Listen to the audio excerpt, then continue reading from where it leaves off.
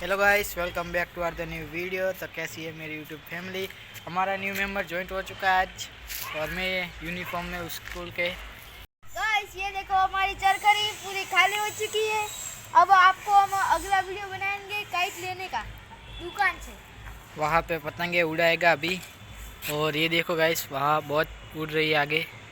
और हम इतनी ढील नहीं मिलते गाइस, आपको पता है, क्योंकि कट्टा लूटा है हमारा।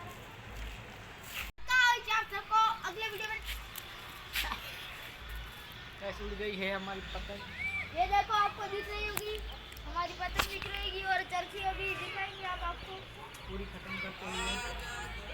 और एक नंग फिर से आ गया है राजन काका के नंगे।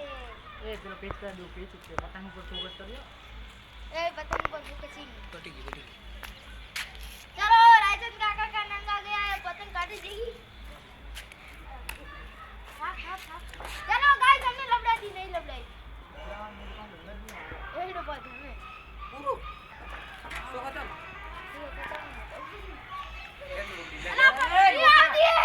केन मारे लबड़ाई नहीं है तो मैं हाथ वेरानो। अच्छा वीडियो में खेचवाई तो कुछ हीरो दा पूरी पतंग आ गई। अड़ते गई।